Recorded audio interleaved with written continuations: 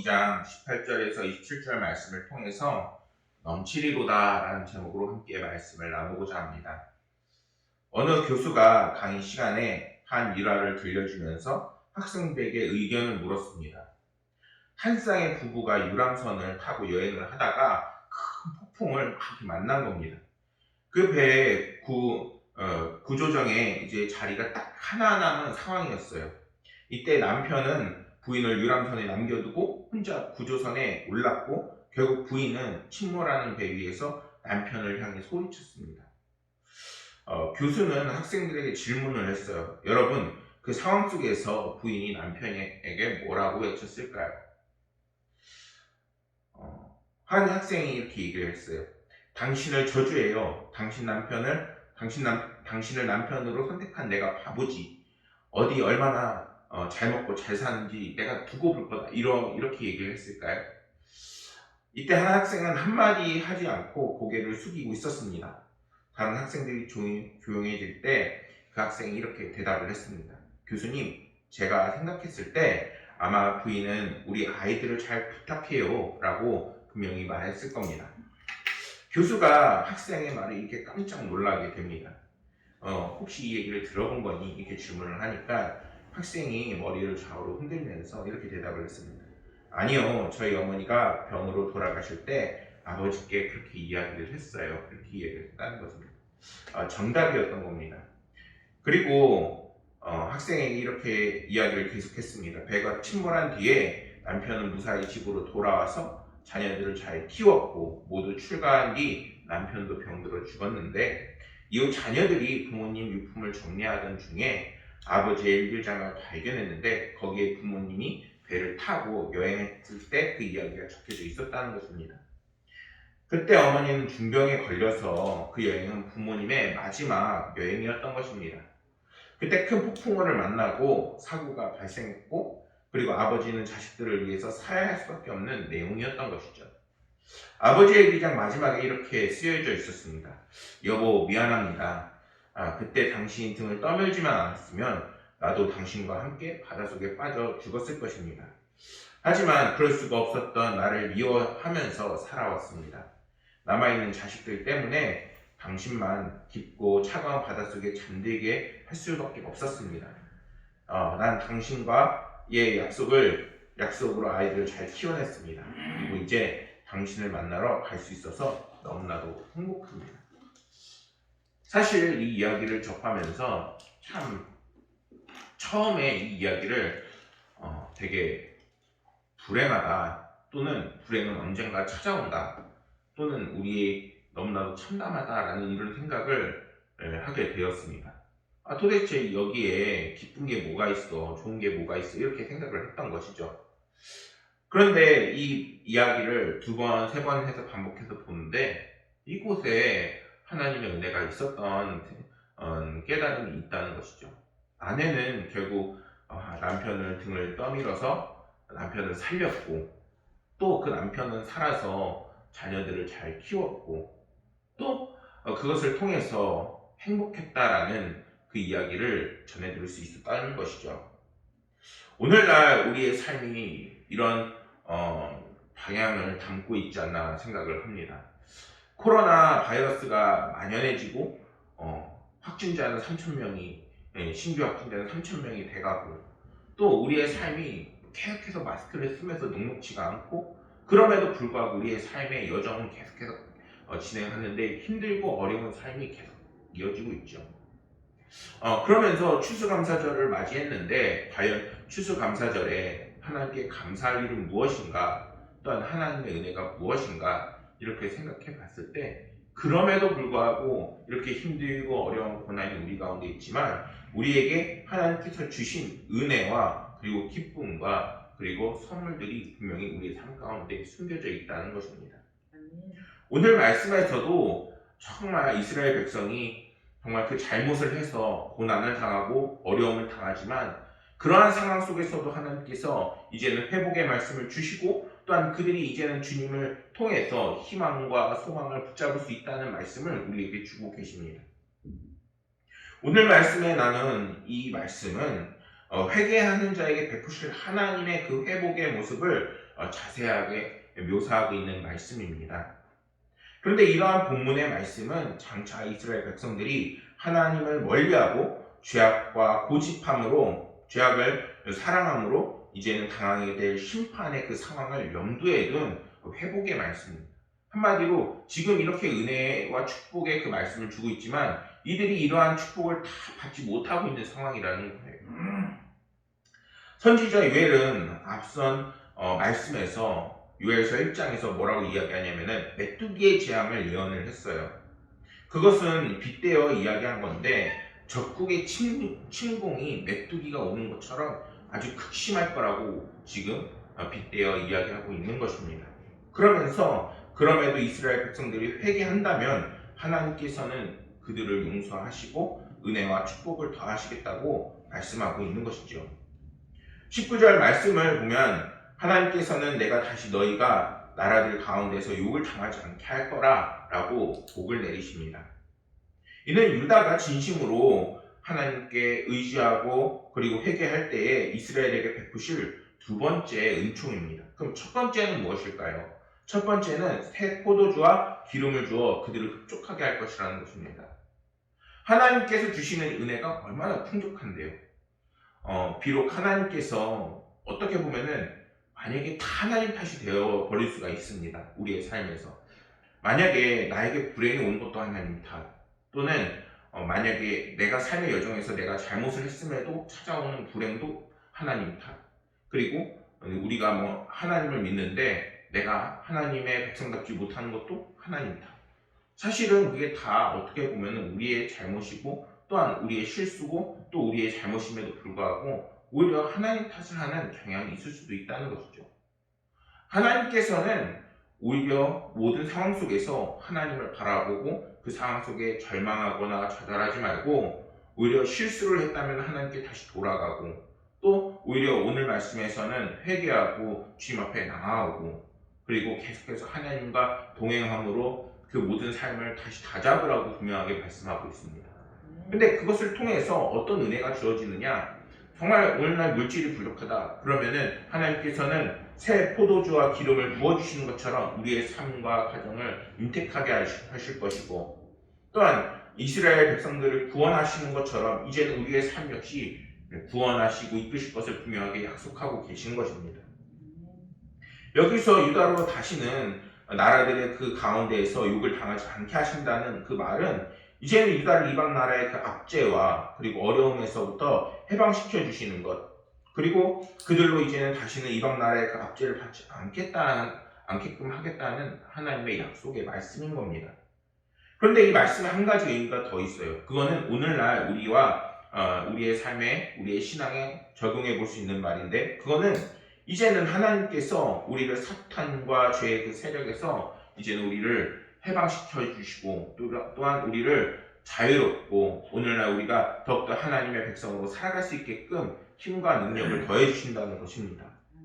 그리고 그것을 넘어 오늘날 우리들을 향하여 하나님께서는 우리를 지키시고 이끄신다는 것을 이제는 계속해서 약속하고 계시는 것입니다. 그거는 이제는 하나님을 의지하고 하나님을 바라볼 때 찾아오는 은혜라는 것이죠. 부모는 자기 자녀가 사람들 사이에서 자녀가 수치를 당하거나 멸시를 당하는 것을 절대 가만히 두고 보지 않습니다. 모든 부모는 자녀가 세상에서 영광을 얻을 수 있게끔 가르치고 돕고 그리고 아낌없이 지원을 합니다. 하나님도 마찬가지입니다. 자신의 백성들이 이제는 세상에서 칭찬을 받고 영광 받을 수 있게끔 이끄시지 그것을 통해서 우리를 힘들게 하고 어렵게 하시면서 우리가 그것을 통해서 욕을 당하지 않게끔 하나님께서는 이끄신다는 것입니다. 오히려 하나님을 놓칠 때에 세상으로부터 오는 환경이나 어려움이 더욱더 극심해지는 것을 우리는 깨달아야 합니다. 20절 말씀에서 유다를 심판하는 그 도구로 사용될 북쪽의 군대에 대해서 이제는 하나님께서 심판을 내리십니다. 유다의 회복을 위해서 전제되어야 할 것이 바로 하나님께서 유다 백성들을 깨우치기 위해서 사용했던 심판의 도구인 북쪽의 군대들을 이제는 하나님께서 제거해 버리시겠다고 이야기합니다. 하나님께서는 하나님의 백성들을 힘들게 하고 어렵게 하는 것들을 가만히 두고 보지 않습니다. 하나님께서는 우리를 사랑하시고 또한 우리를 이끄시고 또한 우리를 돌보시기 위해서 잠깐의 어려움을 주실 수 있지만 그것이 영원하지 않습니다. 하나님께서는 북편 군대를 이제는 유다 땅에서 멀리 떠나게 하여 적막한 땅에 쫓아내시고 그 전위 부대는 동해 곧 사해로 몰아넣고 그 후위 부대는 서해 곧 지중해로 몰아넣어 악취가 나게 하실 것이라고 말씀합니다. 얼마나 처참하게 그들을 징계하시나요? 그들에게는 다음도 없어요. 권고도 하지 않으세요. 하나님의 백성을 어렵게 했다면 반드시 그거에 대한 대가를 치르게 하십니다. 하나님께서는 북편의 군대를 유다 땅에 멀리 떠나게 하여 이제는 적막한 땅으로 쫓아내시고 이제는 하나님께서 그 능력을 드러내실 것이라고 말씀하고 계십니다. 21절 말씀에서 성경은 땅이여 두려워하지 말고 기뻐하며 즐거워하지어다 라고 우리에게 말씀하고 있습니다. 왜요? 하나님께서는 그 능력을 드러내셔서 이제는 우리를 돌보시고 함께 하실 것이기 때문인 것입니다. 하나님의 은혜는 언제나 우리와 함께 했어요. 그런데 오늘 이 말씀을 주시는 것은 이제는 우리가 회복되어 다시 하나님의 그 은혜를 다시 한번 우리가 체험할 수 있고 하나님께서 그 능력을 보여주신다는 것입니다. 그들이 이러한 은혜를 놓치고 살아가고 있다는 것입니다. 여기서 땅은 1차적으로 북쪽 군대와 가뭄으로 황폐하게 된 유다 땅을 의미합니다. 하나님께서 주신 그 땅이, 근데 그 땅이 얼마나 처참하게 무너졌는지를 성경은 이야기하고 있습니다. 그러면서 성경은 그러한 환경에 처했어도 유다 백성들을 향해서 두려워하지 말고 기뻐하라 라고 말씀합니다. 왜? 하나님께서는 이제는 그 땅에 다시 한번 축복을 내려서 기름이 나게 하시고 포도주가 나게 하는 땅으로 바꾸실 것이기 때문인 겁니다. 이러한 축복은 23절 말씀에서도 계속 반복이 되고 있어요. 그리고 선지자는 이처럼 유다 백성들이 두려워하는 대신 기뻐하고 즐거워하여 하나님의 그 크신 일을 해내신 그 여호와를 바라보라 라고 말씀하고 있는 것입니다. 하나님께서 큰 일을 행하셨다는 그 표현은 20절 말씀에서 하나님께서 큰 일을 행하신 큰 일을 말하는 것입니다. 그것은 바로 유다를 그 멸망의 위기에서 구원해내신 그 일을 의미하는 것입니다. 이것은 이런 요엘서의 1장을 봤을 때에는 1차적으로는 메뚜기 재앙으로부터 구원해신 그 환상이라고 이야기할 수 있고 또한 아수르 군대로부터 이제는 구원하실 그 일을 말씀하는 것이기도 합니다. 북쪽 군대에서 유다는 이제는 절망적인 상황이었지만 이제는 하나님께서 놀라운 능력과 은혜로 구원하여 주신 것입니다. 그렇게 하나님의 큰 은혜를 경험한 사람은 어떻게 되는 걸까요? 그 은혜를 이제는 다시 한번 마음에 담고 기쁨과 즐거움이 넘치게 되는 것입니다. 우리 가운데도 그러한 기쁨과 즐거움이 넘치기를 소망합니다. 하나님께서 우리를 구원하여 내실 것이고 또한 그 구원이 우리 가운데 떠나지 않을 것이고 또한 그것이 이루어질 것임을 믿는 저희 그리스도인들이 되기를 소망합니다. 그런데 구약의 이스라엘 백성들이 경험한 그 어떤 큰 일보다 오늘 이 하나님의 백성들은 오늘날 우리 하나님의 백성들은 더 은혜로운 일을 이미 체험하고 또한 우리가 그분을 믿기만 하면은 받아 누릴 수가 있습니다. 어떤 것입니까? 그것은 바로 이제 이 예수 그리스도를 통하여서 우리에게 있는 죄와 사망의 권세가 끊어지고 이제는 천국이 우리에게 주어지는 것입니다.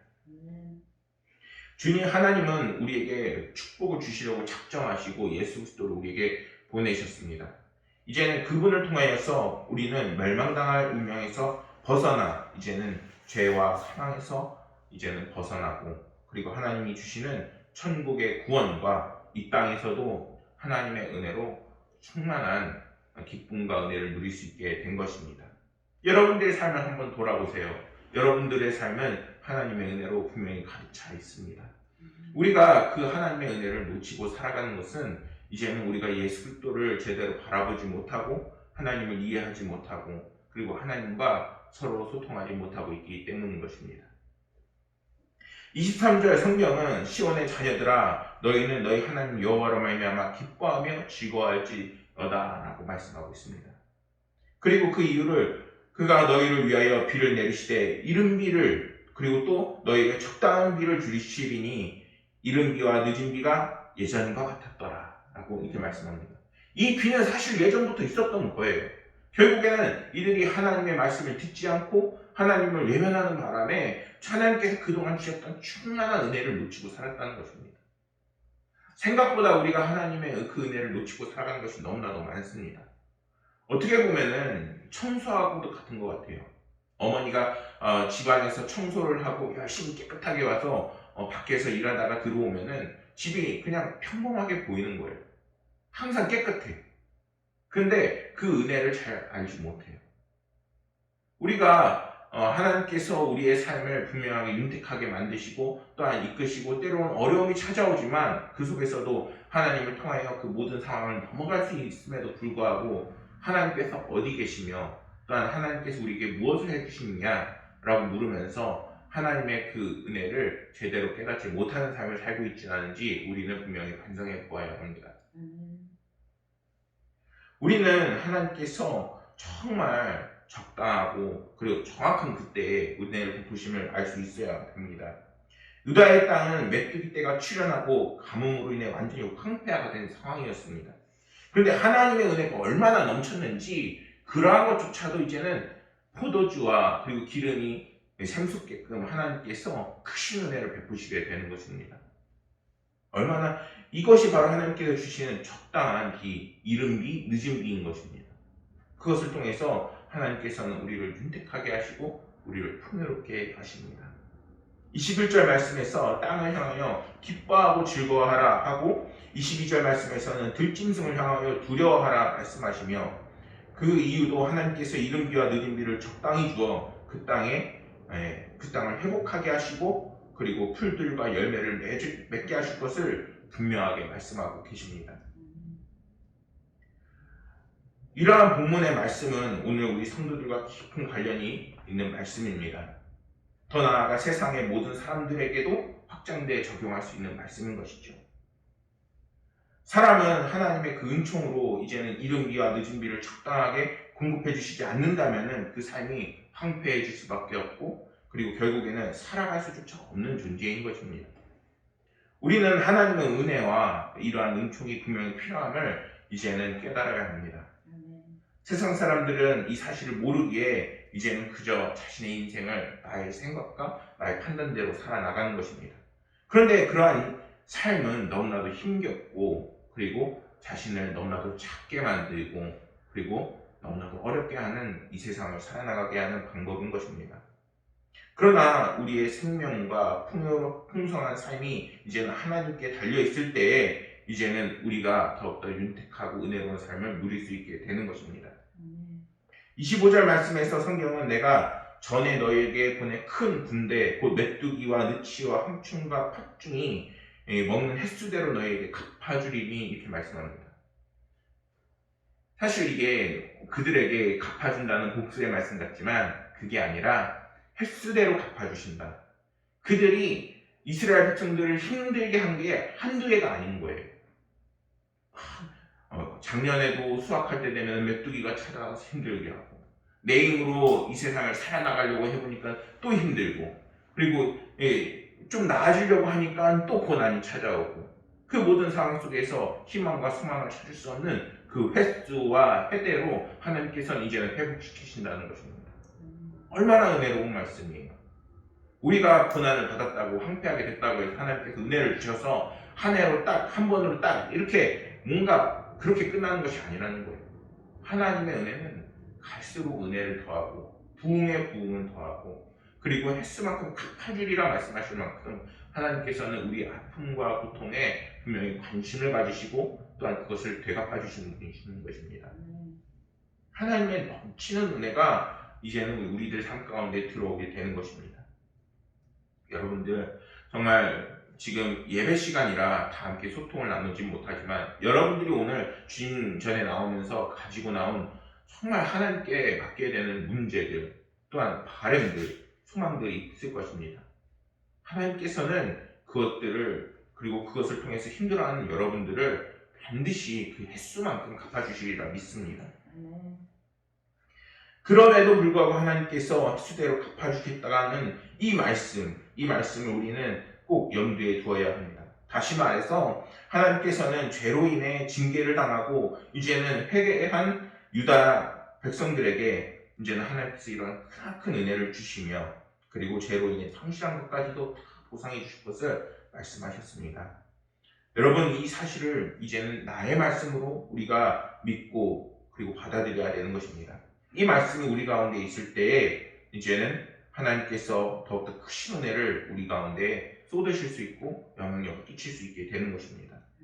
유대인의 제2경전 탈무드에 랍비 아키바라는 이야기가 소개되어 있는데, 책을 보면은 등잔과 시간을 알리는 수탉, 그리고 먼 길을 위해 나귀와 그리고 창세기부터 신명기까지 묶어 말하는 토라를 가지고 갔습니다. 여행 중 날이 저물어 한 마을에 들어가 잠을 청하니 모두가 거절을 했습니다. 언제나 감사하는 아키바는 모든 것을 좋게 하시는 하나님이 더 유익하게 하실 것이라고 고백하며 감사하며 마을의 이제 노점상에서 잠을 잤습니다. 길에서 노숙하려니 잠이 오질 않아서 토라를 읽고 그리고 등불을 켰지만 바람이 불에 꺼졌습니다. 아키바는 하나님이 더 유익하게 해주실 것이라고 오히려 감사했습니다. 다시 잠을 자려고 청했더니 여우의 울음소리가 나서 그리고 나귀가 놀라 도망쳐 버리고 맙니다. 보통 사람 같으면 막 불평을 했을 텐데 이 아키바는 하나님이 더 유익하게 해주실 것이라고 오히려 감사했습니다. 나귀가 도망가는 바람에 수탉도 놀라 멀리 도망을 가버립니다. 그에게 남은 것이라고는 이제 토라밖에 없었습니다. 그러나 아키바는 더 유익하게 해주실 것이라 오히려 감사를 했습니다. 이튿날 아침에 날이 맑았는데 마을에 들어가 보니 전날 밤에 도적대가 그 마을을 습격해서 마을 사람들이 모두 떼죽음을 당하게 된 사실이 알게 되었습니다. 만일 그 마을에 유숙을 했다면은 그에게 등불이 있었다면은 혹은 그가 소리를 내는 나귀와 수탉이 남아 있었다면은 그도 역시 위험에서 벗어나지 못했을 것이라는 것입니다. 하나님의 하신 일은 마을 사람의 위험에서 못 비켜나가게 하신 것이 아니라 그 위험 속에서도 감사하는 아키바를 살려주셨다는 것이죠. 우리에게 때로는 무화과 나무의 열매가 없을 수 있는 상황이 벌어질 수 있습니다. 그러나 하나님께서는 그 열매보다 더 소중한 생명을 우리에게 지켜주시고 그리고 우리에게 더 큰 은혜를 베푸실 준비가 이미 되어 계십니다. 26절 하반절에 보면은 내 백성이 영원히 수치를 당하지 아니하리로다 라고 분명하게 하나님께서는 선포하십니다. 이 말씀이 27절 하반절에도 다시 반복해지고 있는 것이죠. 이 사실만큼 중요한 것으로 확실히 이루어질 것임을 강조하기 위한 표현인 것입니다. 요엘 당시 유다 백성들은 국내적으로 메뚜기 습격을 받아 고통을 당하고 또 이러한 사건이 이방인들로부터 조롱당하는 빌미를 제공을 하는 것입니다. 그래서 스스로 하나님의 백성이라 칭했는데 이렇게 고통을 당하자 이방 나라 사람들에게 조롱을 당하는 상황까지 이르게 된 것이죠. 물론 이는 이스라엘 백성들이 이제는 패역하고 악행을 일삼는 것으로 말미암아 그들이 스스로 자초한 일입니다. 그럼에도 불구하고 하나님께서는 오늘 말씀에서 유다 백성들이 자신의 모든 것을 이제는 죄와 허물을 자복하고 하나님께 돌아올 때에 이제는 이러한 수치가 다시는 있지 않을 것이라고 분명하게 말씀하고 계신 겁니다. 사랑하는 여러분, 하나님의 백성은 이제는 죄로 인해 실패하고 또한 큰 절망과 고통과 어려움 속에 분명히 처할 수도 있을 것입니다. 그러나 하나님의 그 뜻을 기억해야겠습니다. 때때로 하나님께서는 우리에게 시련도 주시고 또한 어려운 삶을 주실 수도 있지만 그것은 잠깐입니다. 그럴 때 하나님께서는 이제는 하나님을 의지하고 하나님과 함께함으로 그 모든 고난을 이겨나간다는 우리 가운데 결심과 그런 실천이 있을 때에 이제는 아브라함처럼 또 이삭처럼 또한 야곱처럼 또한 요셉처럼 여러분들의 삶에 넘치는 은혜와 축복을 더해주실 것입니다. 모든 순간 하나님을 의지하셔서 내년에는 더 감사함, 그 다음에는 더 큰 감사함과 은혜가 여러분들 삶 가운데 분명히 흘러넘치실 것입니다. 하나님께서 넉넉하심과 풍족한 은혜로 여러분들을 넘치도록 채우실 것을 믿으며 날마다 하나님의 은혜로 승리하시는 여러분들이 되기를 간절히 소망하겠습니다. 아멘. 기도하겠습니다. 아버지 하나님, 오늘은 하나님께서 넘치도록 하나님의 백성들을 지키시고 회복시키시고 또한 넘치게 하실 것을 배웠습니다. 아버지 하나님께서 그 말씀을 통하여서 이제는 저희들 가운데의 믿음의 확신과 또한 아버지 하나님을 향한 그 은혜의 놀라운 역사가 있을 것임을 잊지 않도록 도와주옵소서. 아버지 하나님여, 추수감사절을 우리의 끝이 아니라 시작으로 더 큰 감사와 은혜를 우리에게 베푸실 것을 믿습니다. 그 은혜가 또한 그 역사가 또한 매 순간 저희들 삶 가운데 있게 하여 주셔서